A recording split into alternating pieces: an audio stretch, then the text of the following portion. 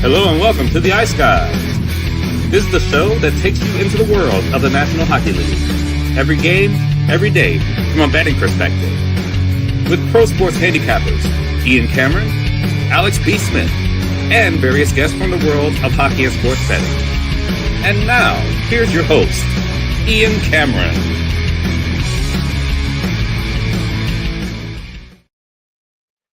Welcome to the Ice Guys, Friday, November 15th. Ian Cameron, Alex B. Smith with you. A little delayed, but we are here now and ready to talk Friday NHL action. 5 games tonight in the NHL. We'll start with looking back at Thursday night, which is obviously, as usual, a busy night of NHL hockey.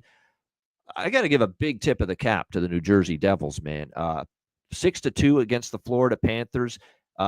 I actually think they played a lot better this game than they did the first time they played Florida, because Florida actually outshot them, outplayed them, probably deserved maybe a little bit of a better fate in the first meeting on Tuesday night. But last night, New Jersey was the better team. I mean, their power play got going against a very good penalty kill of the Panthers, and just a Brat trick, a Jesper Brat trick in that game for the New Jersey Devils, as he gets a hat trick for the 6-2 in the 6-2 win. Like I said, multiple power play goals.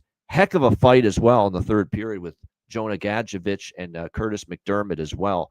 But credit to the Devils. Fantastic performance.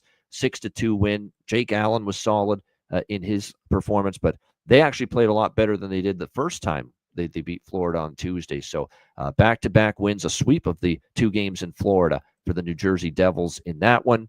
We saw the New York Rangers, not pretty, but effective, I guess is what you could call that win against the San Jose Sharks 3-2.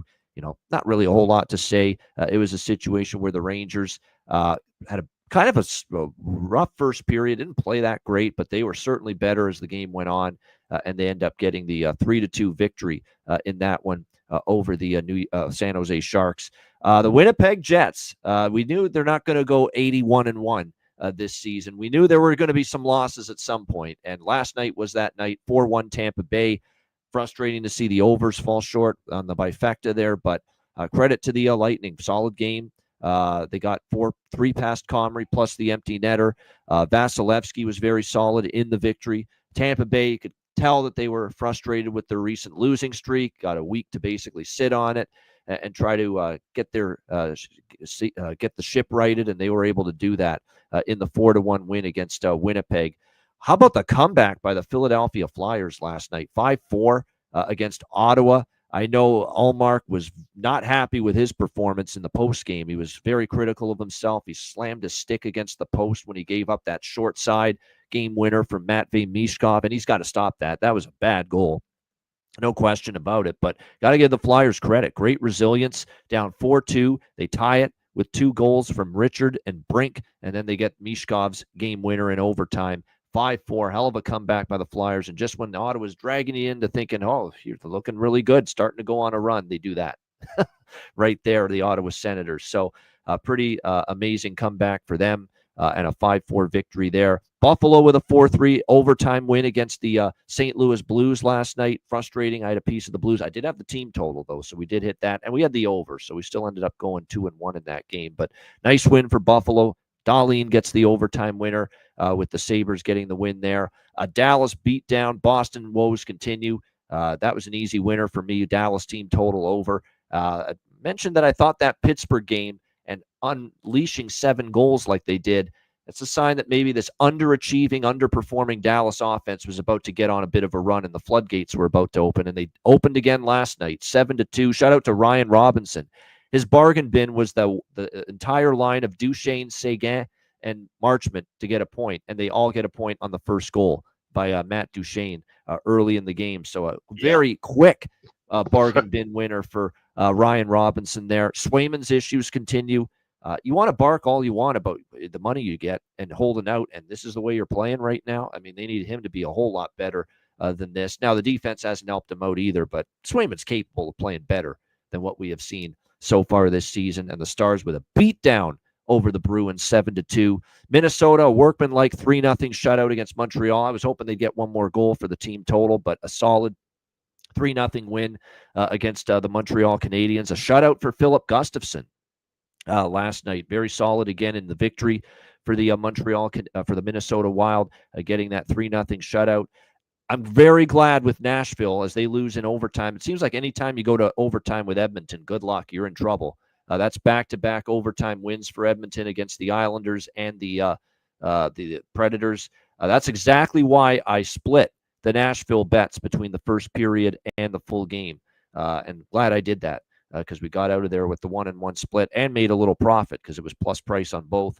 But Edmonton gets the 3-2 win against Nashville in that one. A solid comeback win again by the Oilers in that game. And again, you're putting your life in your own hands when you go to overtime with the Edmonton Oilers, and we continue to see that on a regular basis. And then we wrapped up the night with two teams that were on the losing end of the late night games, Chicago and Vancouver. Nobody was happy about it. We'll start in Seattle with the Kraken getting a 3-1 win over the Blackhawks. I mean, you just can't win games on the road when you're going to get outshot 20-9 in the first two periods like Chicago was. There was just very little going on. I credit that their third period was solid. It gave them a chance. Elephant hands. Ryan Donato got on the board for Chicago early in that period, slipped one past Joey Decord. But then, of course, we saw Seattle put it away into the empty net, courtesy of my bargain bin. It's turbo time. Yes, Brandon Tanev with the empty netter to cash the bargain bin special at plus 550. For me last night. Yeah, we had Benson as well in the Buffalo game as a goal prop too, as someone mentioned. Yes, so we had a good night with the goal props. None more than 10 we used as the bargain bin special, but not good enough from Chicago. And Nick Foligno calling out his team again. It's not the first time he's kind of done that, but even more so after that game last night against Seattle. It kind of sets up that I thought for sure it was going to be, well, you got to look maybe to Chicago, maybe to come out strong. Bedard going back to Vancouver on Saturday, but I'm not so sure about that because of what Vancouver did against the New York Islanders. They're pissed too. Nobody was happy about that. 5-2 at home to the New York Islanders. Terrible game from Vancouver. They got outworked, out-hustled. Looked like the Islanders wanted it more last night. Very disappointing because I thought the return of Dakota Joshua would be a little bit of a spark for this team, but they get outshot 24-6. In their home building in the first two periods. 15-3 Islanders in the second period. Rick Tocchet not pulling any punches at the end of that game, saying, I apologize to the fans. You're paying $300, $400 for a ticket, and we're throwing out duds out there on home ice in front of you. And he's referring to not only last night's game, Alex, but the game against Edmonton last Saturday at home when they got pounded by the Oilers. So, Rick Tocchet saying, sorry, fans, you deserve better than that. We got to get our ass in gear as far as these home games are concerned. That's two stinkers for the Vancouver Canucks in a 5-day span for them at home when you factor in the Edmonton performance, which was brutal. And then last night was just listless. Hard to believe they were that listless last night against the Islanders. But they got going in the third period. 20-8 were the shots. But again, too little, too late. They dug themselves a hole. But the good news is, for me, from a betting standpoint, best bet hits in that game with Islanders Canucks over 5.5. Alex, thoughts on a busy Thursday night? Yeah, busy Thursday night and had a couple of hits, a lot of misses though. Certainly was not happy with my performance on the betting board last night. Some things that I should have hammered a little bit heavier, I didn't, and some things that I went in on, I should have just completely stayed away from. Biggest takeaway, and you mentioned about with Chicago and Vancouver's losses, and looking at those two teams meeting up, and we'll talk more about it, of course, tomorrow. But the big takeaway is that you had Rick Tocchet for Vancouver saying, hey, we've been playing like shit. The fans, you guys have been, spending your hard-earned money, and you've been seeing a poor effort. Whereas Luke Richardson's not the one giving the quotes that need to really ring out with the club and with the fan base is Nick Foligno, the captain. Now, I love that from Nick Foligno, being the captain, stepping up, calling out the team, and saying we need to play better. That is a role he certainly needs, and that's why he has the C on his chest. But Luke Richardson, I need to see more fire from him. I'm tired of him. He's kind of just stammering and quiet, and we still got things to work on, and the offense, they're still growing. Enough with this growing bullshit. Like I said, the kids are down in Rockford. These are our veterans here in the NHL that need to be scoring consistently. Donato got the goal last night. He's finally stepping up and playing to his level. But where's Jason Dickinson consistently from a scoring basis? Where's Taylor Hall? These other guys, Nick Foligno himself, as much as he's a leader. But we need this just unique more consistency from these top 6 guys and these guys that are playing these heavy power play minutes, these heavy first line, second line minutes. And Luke Richardson needs to be the one to call them out. Foligno can't call out the whole team. He can't be the coach and the captain. All right, if we're doing that, then send Richardson and everybody else home, and let's get another staff built around them. But in the meantime, you got to have the coach step up and do that. And that's why I would be leaning toward Vancouver in that spot, because Tocchet, we know he's going to hold everybody accountable. He's going to say whatever he feels, get it off his chest, and let his teammates. He owned it. He said, "This is on me that we weren't ready to go tonight about last night." Yeah. Yeah, and so that's the big difference, and I think that's a glaring problem with a growing team like Chicago. Chicago eventually is going to need someone like a Tocchet, someone who's going to take accountability as a coach and demand that the team steps up and plays harder and not kind of coddle them with kid gloves. The coddling period has come to a halt, in my opinion, now at this point. Need to start seeing some growth and development. So that was the big takeaway from what was another bad Hawks effort. And like you said, with Vancouver as well, Vancouver's a team you can trust to bounce back from a bad effort like that. And that's an Islanders team where, like I said, they've had some weird up and down games. There's always been high scoring between those two.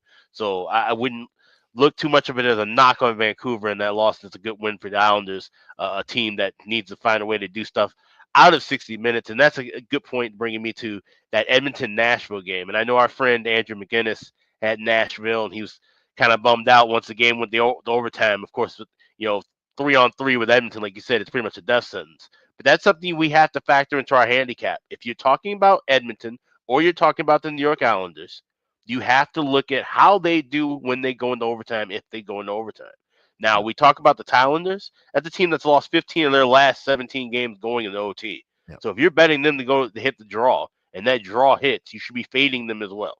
Yep. If you're on a Take game the draw that money and exactly. Bet it on the Oilers and against the Islanders in overtime. Yep. Right. And if you're talking about the Oilers, if you like an Oilers game to go to overtime, or if you just think that a game can be close enough, but even if you're watching it live and it goes to OT, you should be looking at betting the Oilers, because this is a team that is built to win games in 3-on-3. So those are just notes you have to make into your lines for everything, and when your notes for every team. There's certain teams where, yes, when it gets to 3-on-3 play, they're stronger or weaker.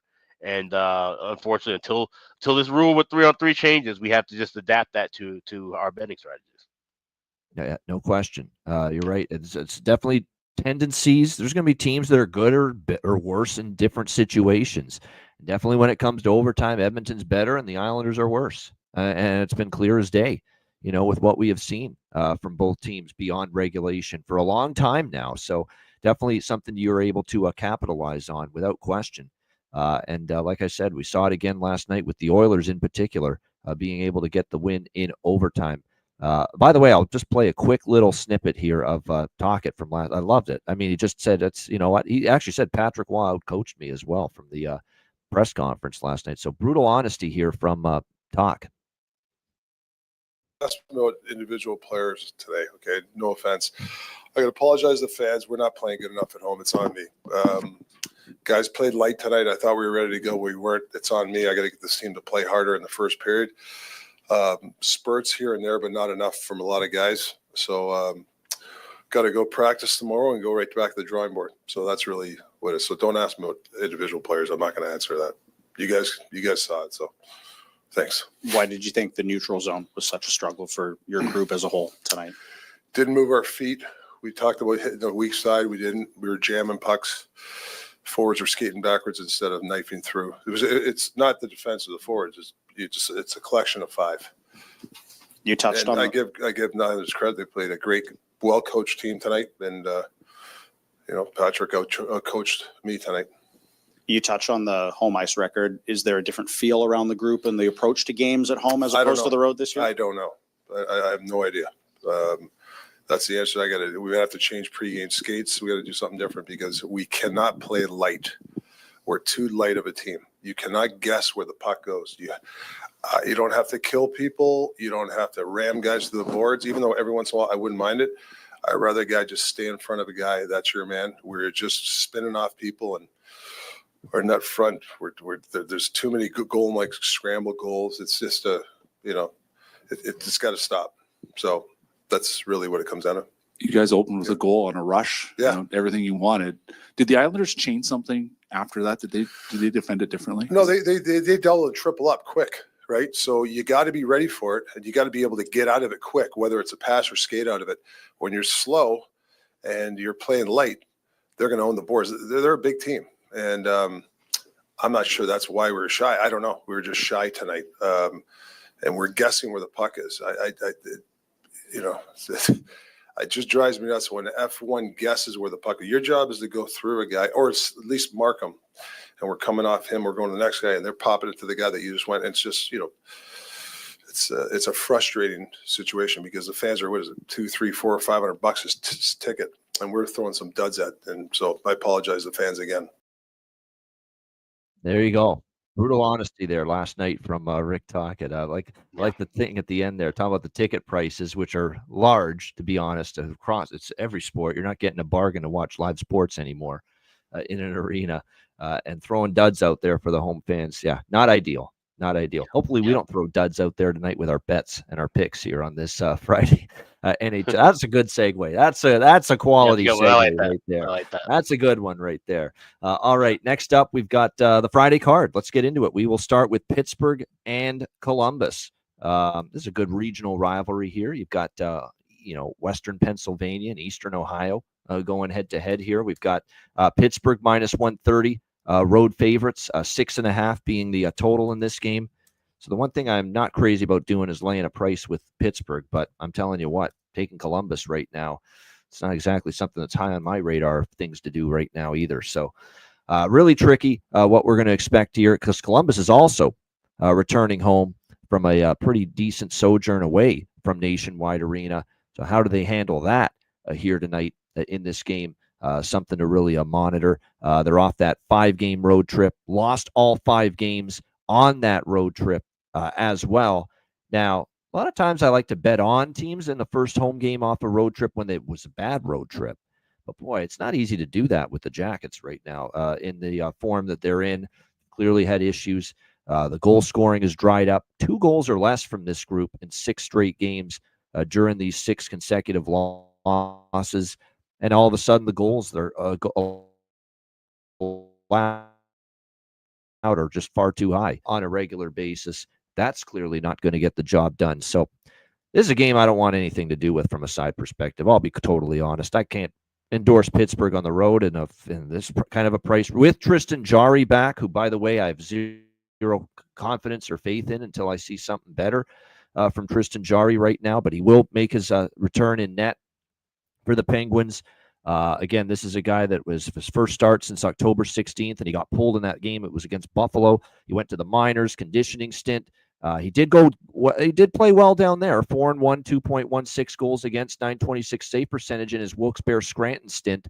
But again, now you're back here to the NHL. How are you going to fare in this game here? But this is probably over by factor or nothing. Certainly, I don't want either side here in this game. What do you think, Alex? Penguins, Jackets?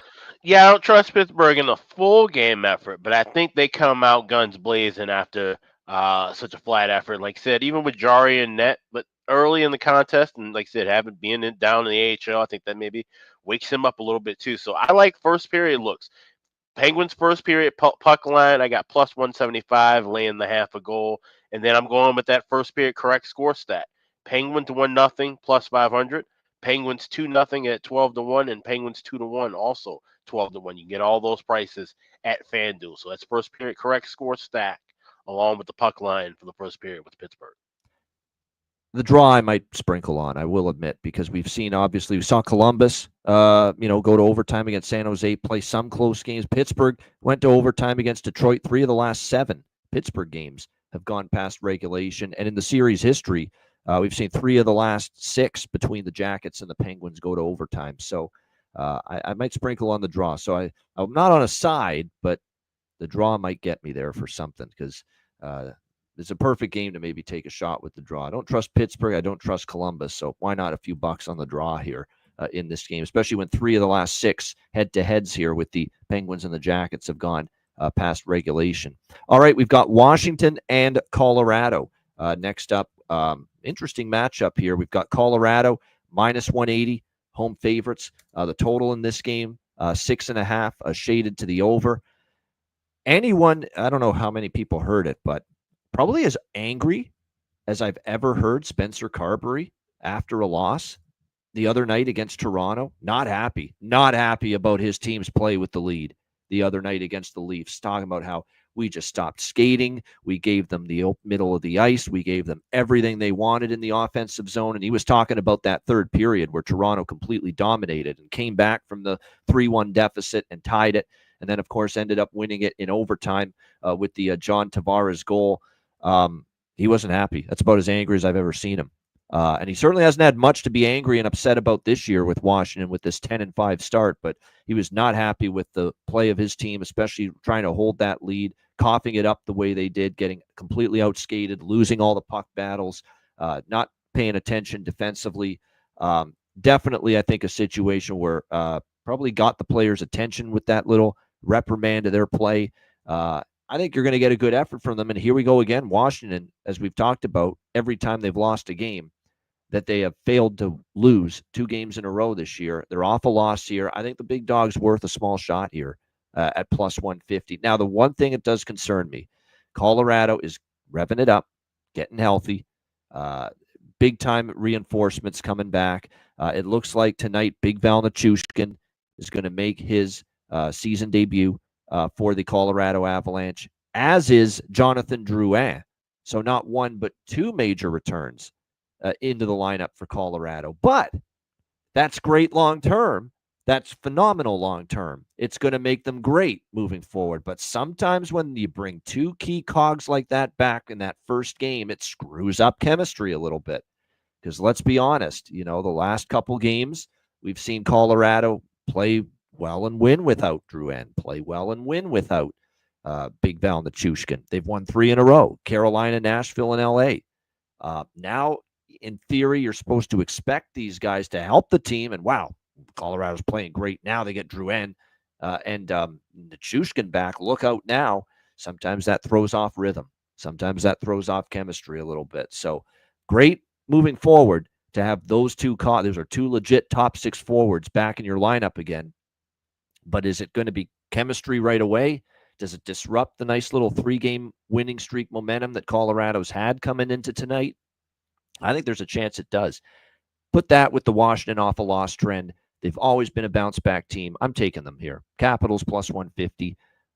Totals-wise, I lean overs, but I like the side more. Alex, what do you think here? Caps, Avs. Yep, only thing I'm rocking with is Caps. I got plus 150 at Caesars. And like you said, Washington, a great team off of a loss, but also Colorado. This is definitely a team, like I said, that needs to gel and find their footing back as a full unit. And when they do that, like I said, they'll be solid and they'll be able to bounce back from this the recent kind of lulls we saw them have earlier to start the year. But I think that's going to take some time here. Even with Nichushkin, you see in his goal prop prices at 2-1, 250, as if he hasn't missed all this time dealing with something very serious. It's like, let's just see where everything's at right now. And I just don't trust Colorado. And I think this is just too high of a price as well. If this was Colorado minus 155, 160, then I'd be looking at maybe Avs in regulation or maybe, Avs team total. 180 is just a little bit too steep to not give enough respect to Washington here as well. So Caps plus 150 for me. Justus Onanen, by the way, getting the start here for Colorado. It's been a while, actually, since he started. 4 straight games where he has not been in net. I think one of those was actually, I think all 4 of them. No, the Carolina game was, Carolina was Georgiev too. They were all Georgiev starts, yes, each of the last 4 for Colorado. This is Onanen tonight, and he was really good initially, but I think he has given up 3 goals or more in 4 straight starts. Still has a 5-2 record.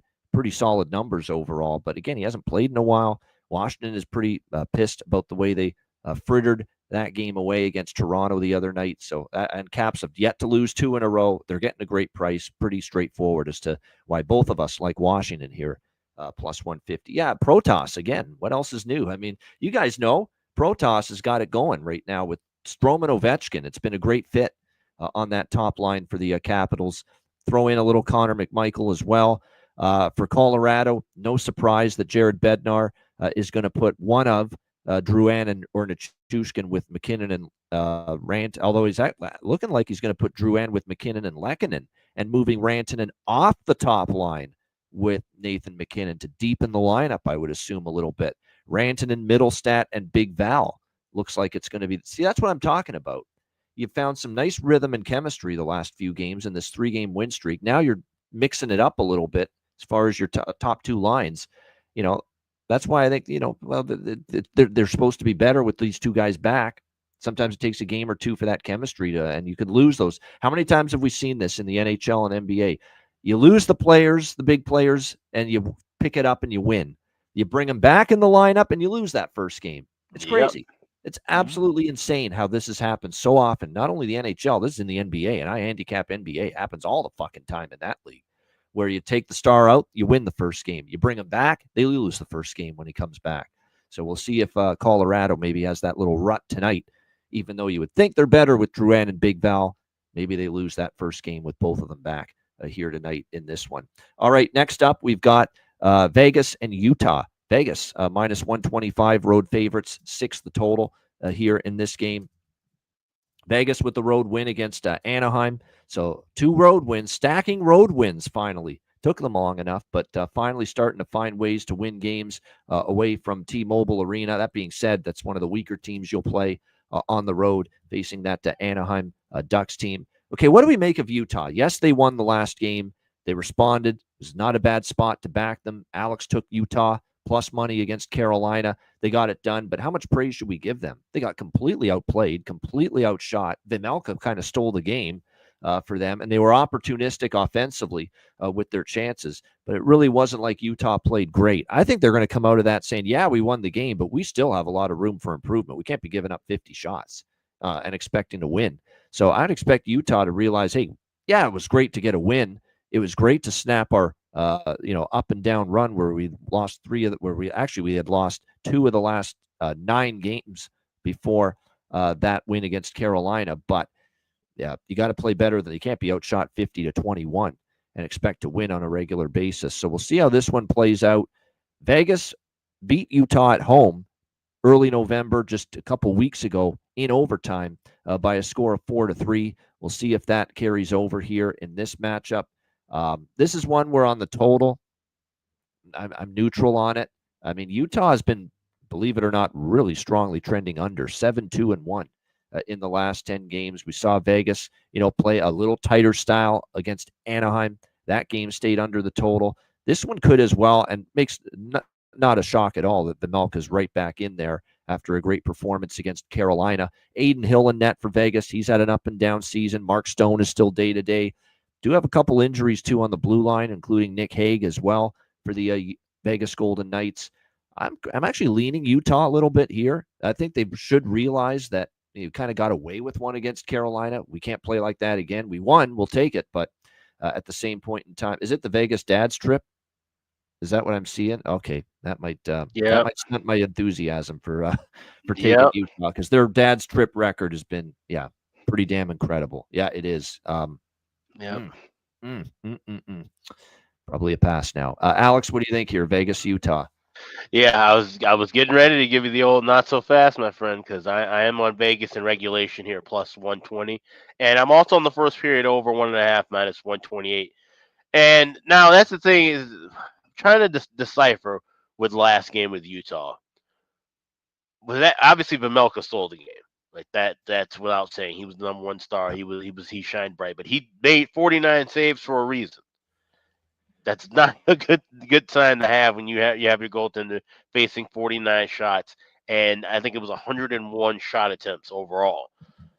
Now the caveat with that is it's Carolina. Okay, for over a decade now, we've seen Carolina put up game after game after game of 40, 45, 50 shots on goal and lose a game only scoring 2 or 3 goals. So is this necessarily that, it's Carolina with their frivolous shot chances, or is this Utah's just giving up a bunch of good looks and chances, and a better scoring team like Vegas or someone else could find the back of the net? I'm thinking it's more of the latter with that. So I like goals early, and I like goals from Vegas often enough. So Vegas in regulation, along with that first period over. All right, Vegas in regulation. First period over, I do like. I will have that on the card because Vegas first period overs continue to be good. And they did have a first period over with Anaheim the other night. It did go over. It stayed under for the game, but it went over in the first period. So first period over, I am interested in that for this one. As far as props go back to the well with Tricky Nicky Ballstead, as Don Cherry would say. Nick Bukestad, 2 goals, getting that promotion the other night to the top line. You got to assume he's staying there. He is with Keller and Schmaltz. Great value again with Bukestad, Michelli, Cooley, and Gunther. Currently your second line. I think multiple players are worth a look there. Close shave Barbashev and Dorofeyev playing with Eichel. Great value. Nicholas Waugh, I mentioned how he moved up to the top 6 the other night against Anaheim. He scored a goal. So Nick Waugh, I definitely think worth a look here as well for a prop tonight. Nashville, Calgary. We've got the Predators minus 120, road favorites, 6 the total in this game. Hungry like the wolf. Dustin Wolf already confirmed in net for the Calgary Flames. This is back-to-back for Nashville here in this one. So my guess is we're probably going to see Scott Wedgwood get the start here for the Predators on the back-to-back after the tough overtime loss to the Edmonton Oilers last night. It was Wedgwood last night. I beg your pardon. Yeah, it was Wedgwood last night, right, in that game against Edmonton. It means you'll get Saros tonight. For the rematch here against the Calgary Flames in this game. I feel like in this game here, I want to come back, I think, to Nashville first period full game again, but I like the first period more. Just like last night, I probably should have put more on Nashville first period. It is back-to-back for the Predators, but again, I thought they played a solid game. They played solid games now, 3 in a row. They beat Utah. Colorado's playing better lately. They lost in OT there. They played good enough last night. They lost in OT to Edmonton. Calgary does feel like a bit of a step down from especially the last 2 opponents for the Nashville Predators. With all due respect to the Calgary Flames, got the 3-1 win in LA, a tough spot in Vancouver the very next night. We'll see how they fare here in this one. Dustin Wolf was solid in his last start against LA. I don't love the idea of going against him, but I'm okay going against this team right now. That is the Calgary Flames in this spot. And I'm going to split it up because, again, the one thing, too, about this spot, last night it was the fear of Edmonton winning in overtime. Tonight it's the fear of the legs given out for Nashville on a back-to-back, that they start strong, maybe catch, because usually on the back-to-back, you've got energy in the first period. You're good in the first period, and then it's the second and the third period as the game goes on that your legs burn out a little bit. No pun intended, because I know they're playing the Flames. I did not intend to say it like that. But nevertheless, Nashville, I will do run it back last night. Hey, it was a 1-1 split with a small profit because both were plus price bets. First period, full game with Nashville last night. I'll go back to the same 2 bets here. Lean under, actually, in this game tonight with the Preds and the Flames. I think Dustin Wolf, when he's in net, he's going to prove to be more of an under goalie. And good stat from Nick, which backs that up. Preds, 6-1 to the under. In their last 7 games on the road. Alex, what do you like in here, Predators, Flames? Yeah, it's interesting. You look at Dustin Wolf's numbers, 5-2-1 with a 2.84 goals against and a 912 save percentage. He's 40-1 right now in the Calder Trophy race at FanDuel. So, for what that's worth, he keeps playing well, keeps Calgary afloat. He could be one of those guys that 40-1 may not stick around too much longer. So, it's something to just keep in mind. But as far as this game goes tonight, I'm staying away from this one. This would probably just be a game. If I do look for anything, it would be in game. But pregame, I got nothing here. Like I said, I want to see, Nashville, if they do have that energy early, or maybe they come out just completely flat. This has been just a shocking team for me overall. I think for most people, I think Nashville, we're expecting much more consistent, better Nashville team overall right now, and we weren't expecting this kind of up and down from Calgary. Like I said, tends to be a trending toward the under kind of game. But even with a 6, maybe wait for a goal early here, a couple of goals early here, and grab a under at a bigger price. Look for maybe a 7.5, something, laying a price. So it's just going to be a live game for me. There's other spots I like on the board tonight. Yep, nothing wrong with that. As far as props for this game, there are a couple that do stand out for Nashville.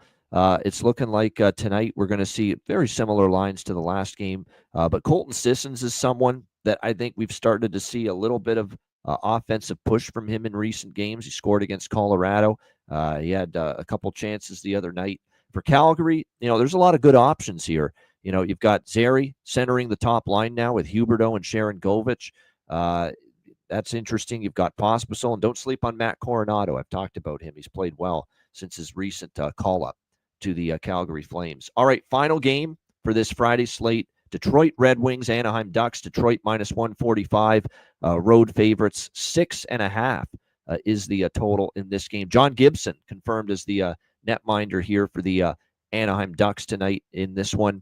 Although I will say for John Gibson, his first start back this season, remember he missed the first month or so, but made his season debut against Columbus, was pretty good in the 4-2 win, 40 shots, only gave up 2 goals in that game. Pretty solid. Remember, he was recovering from an appendectomy, so it caused him to miss the start of the season. Detroit can probably throw a little more firepower here in this game at John Gibson, though, than a depleted, struggling Columbus team can at the moment. Detroit off a 3-2 overtime win against Pittsburgh to snap a 2-game losing streak, although to good teams. They lost to the Rangers and the Leafs before that. Anaheim, they got the win against lowly Columbus. Everyone's beating Columbus right now. Columbus has lost 6 in a row. And other than that, they've lost every other game. 1-5 in their last 6 games. Bailey, I'm with Bailey. Bailey's clearly got the inside. He's got the pathway to eat the mind of Ian Cameron right now, clearly, because I'm on the same 2 bets. I'm on Detroit. I'm on the over in this game. In fact, probably an over by Fecta. We'll split it up, but I like the full game too, because sometimes with the Anaheim games, we've seen slow starts and then we've seen it just open up floodgates later in the game. But then there's the Vegas game where he had the goals early and then it slowed down a little bit. So that's why I want the bifecta here. Split it between the first period and the full game over. I don't normally like laying minus 140, minus 145 on the road, but I'm going to do so here tonight with Detroit. Talbot will be in net expected, although not confirmed yet for Detroit. It's actually been a little bit better lately. The concern with the overs is Anaheim. Are they going to be able to score enough? This is a team that outside of the 4 spot against Columbus during the last 5 losses, they've scored 2 goals or fewer. But I think tonight against Detroit still can be leaky at times defensively. Anaheim can score. Detroit will score. Detroit will score more as well than Anaheim. So I think they win the game. Red Wings and the over by Fecta for me. Alex, last game, what do you think? Detroit, Anaheim. Yeah, this is a game where I would got the draw. I got plus 360 at FanDuel. You look at 6 of the last 7 meetings decided by 1 goal, but 4 of those going past regulation. So this could be a fairly tight one. Like I said, Talbot and Gibson, 2 guys that can, like I said, start off slow and then we have an explosion of goals, kind of like what we saw with Detroit the other night. Nothing in the first period, and you had 4 total goals in the second, and then that game goes into overtime. So just the draw here, plus 360. All right, draw for Alex, plus 360. Yeah, King D, I know those are those good under trends, no doubt. They've been a pretty good under team. The Ducks, really good, in fact, 7-2-1 to the under. They've only had 1 over in their last, 7 games. I think this is a night for an over spot. I got to see more from John Gibson. I just do. Okay, you shut down Columbus. Everyone's shutting down. Columbus hasn't scored more than 2 goals in any of their recent games. That was the start that John Gibson got against Columbus. I'm just going to have to see more because I think this is a better team he's going to have to shut down tonight in net in the Detroit Red Wings. So, like I said, I think this is definitely a taller order for Gibson. I got to see more. I'm not ready at this point in time to anoint him as, wow, that's a great sign that John Gibson's going to be playing at a really, really high level. So, like I said, for me, over 6.5, over first period as well. And I'm on the Red Wings here, minus 140-45. Alex liking the draw. There are a couple props that I like here in this game with the Red Wings and the Ducks. As far as I'm concerned, you look at the Detroit side of things, Andrew Kopp up to the top second line. So I think there's probably a little value there with Andrew Kopp here for tonight for the Detroit Red Wings as well. Here's someone that I think might also be starting to maybe show signs of getting things rolling. He's a talented player, and he finally got on the board. First goal of the season. Jonathan Berggren, 24 years old. He's got good offensive skill set. It's a guy they expected more from him offensively this year. Struggled to put the puck in the net, but the shots on goal.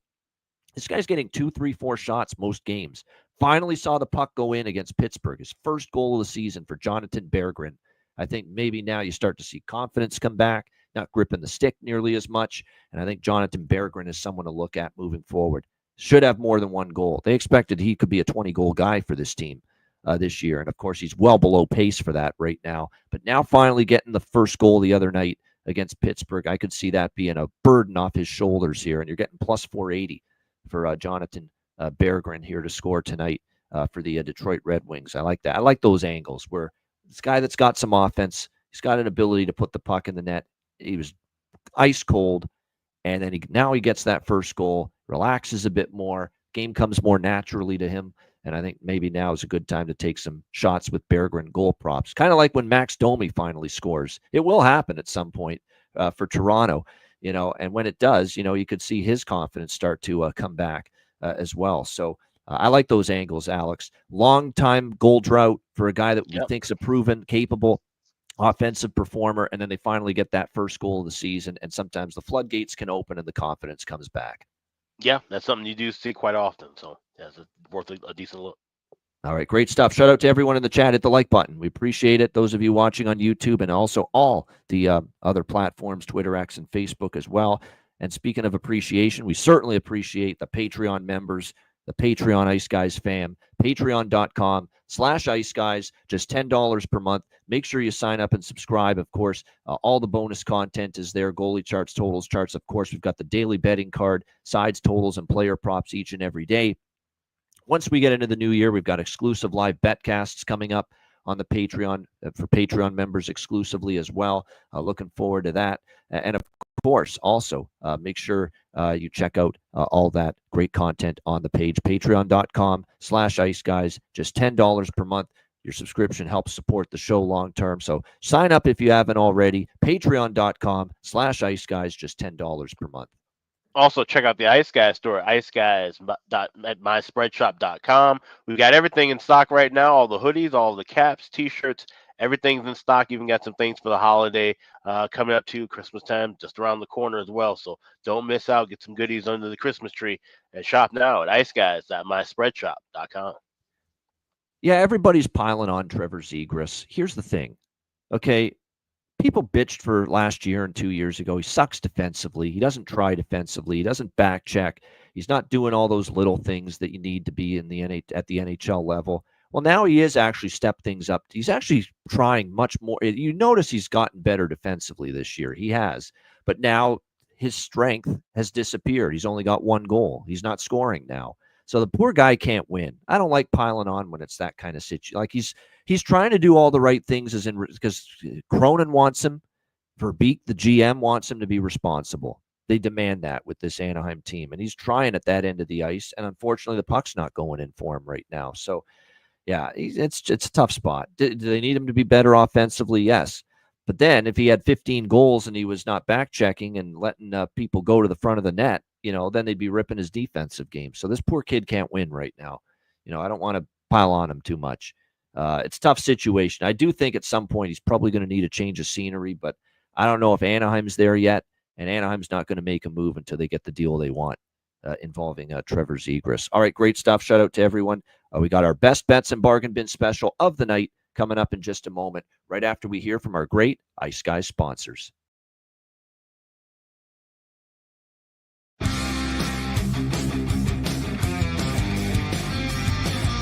Support for the Ice Guys podcast is provided by Boston Hemp Incorporated, Manscaped, Power Play Sportsbook, Raise Your Game, Tailgater Sofa, and a big thank you to all that subscribe to the Ice Guys Patreon page.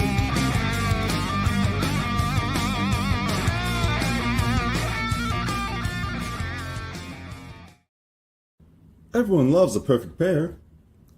Bacon and eggs. Thunder and lightning. Mario and Luigi. A hot dog with fries. Ian and Alex B. That's right. Everyone loves a perfect pair. So why not pair up your game nights with Boston Hemp? From exotic flower to concentrates and edible products. You'd be hard-pressed to find a better pairing than Boston Hemp and Hockey. Check them out today at bostonhempinc.com. That's bostonhempinc.com. Boston Hemp Incorporated. the official smoke sponsor of the Ice Guys. Void where prohibited by law. Not available outside of the United States. Must be 21 or over to obtain products. Check your local regulations to see if Boston Hemp is available in your area. All right, shout out to all our great sponsors, including, of course, Boston Hemp Inc., our daily show sponsor and sponsor of the Betcasts. 20% off using the promo code IceGuys at bostonhempinc.com. All right, bargain bin special of the night for this Friday. Alex, where are you headed for the bargain bin tonight?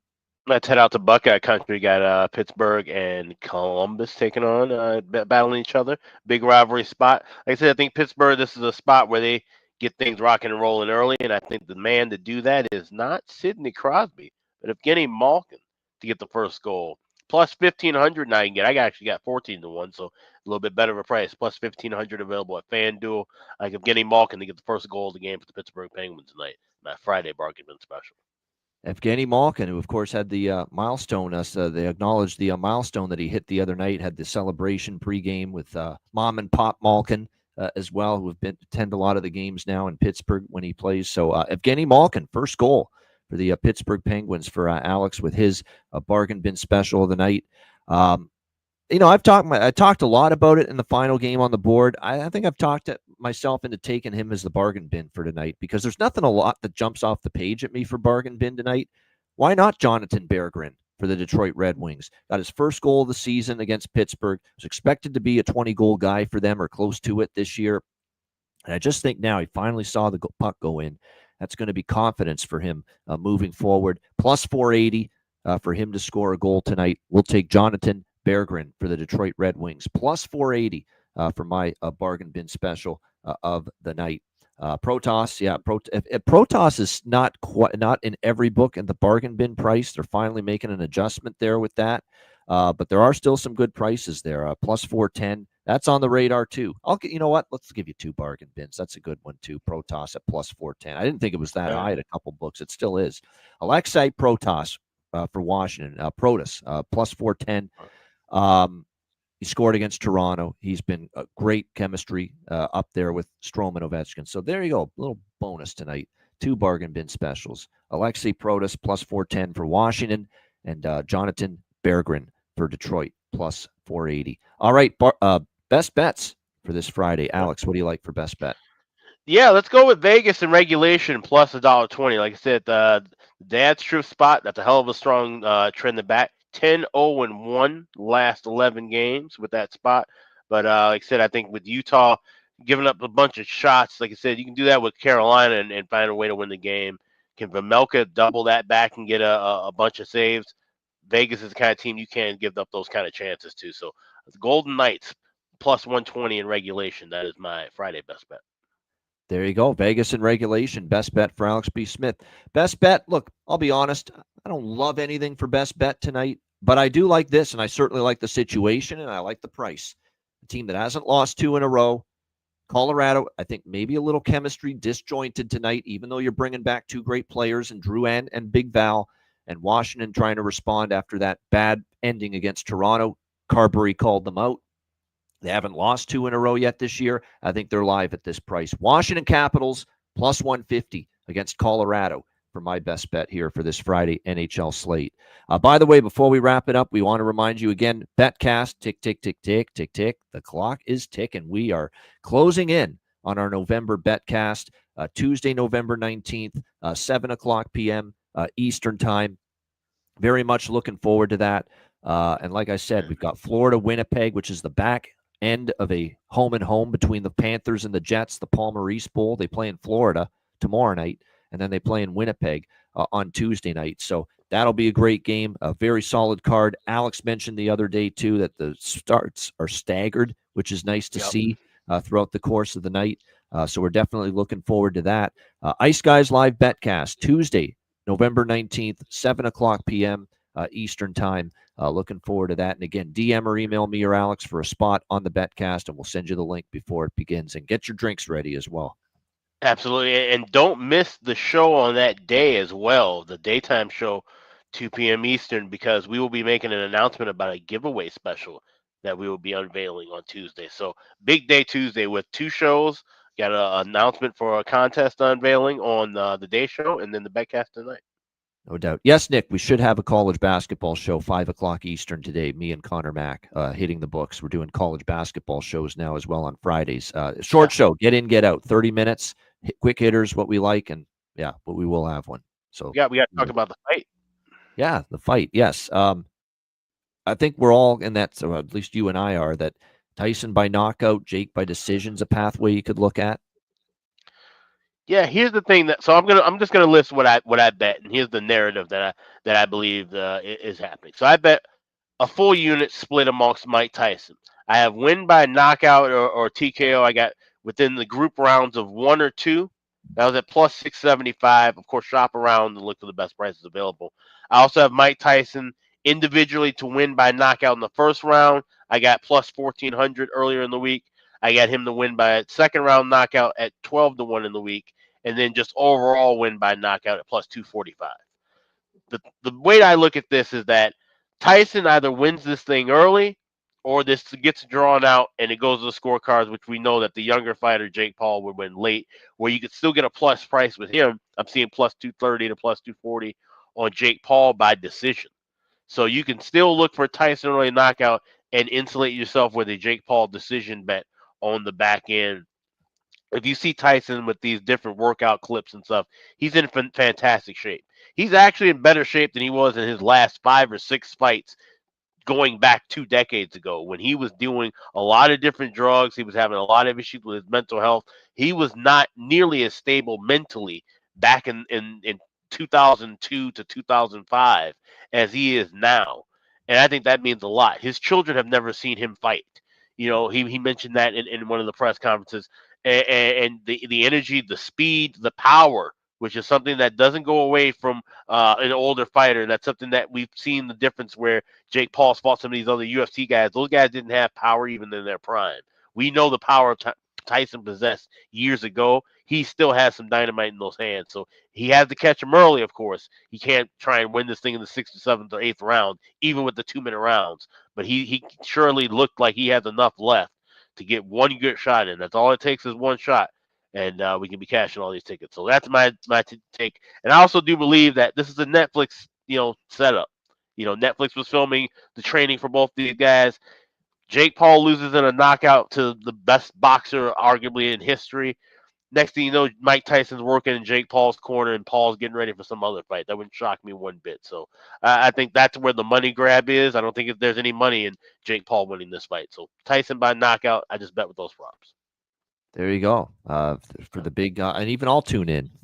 I am curious. I mean, I'm worried this is going to be something's not going to smell right when it comes to this fight, but I am curious to tune in and see how it plays out here. If this was a Mike Tyson, throwaway grab the money and he's going to lay down for this kid, we wouldn't see him train this hard. And look at the fact that this fight was postponed in July because Tyson had an ulcer issue on a flight and had to be taken off the flight, and he's now working out twice as hard since July. And he literally said that at first he thought, what the hell am I doing getting myself into this? But now that he's trained, he said the hardest part's over. The party now is in the fight.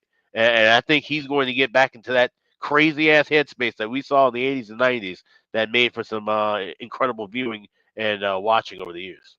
Yeah, it'll be like I said, I'm intrigued. But it's not a bad weekend for combat sports. You got that, and of course the UFC I'm stoked for tomorrow night. Can't wait for that at Madison Square Garden as well. Hockey, college football. It's a great Saturday coming up tomorrow. And speaking of Saturday, be there with us for our next show on Saturday. And a reminder, the Ice Guys is live 7 days a week, Tuesday to Friday, 2 p.m. Eastern, Saturday, Sunday, Monday, noon Eastern. If you can't watch the show live, download the Ice Guys podcast in audio form on all major podcast platforms. For Alex B. Smith, I'm Ian Cameron. Have a great Friday night. Enjoy the games and good luck. We'll be back tomorrow on Saturday, noon Eastern, for another edition of the Ice Guys.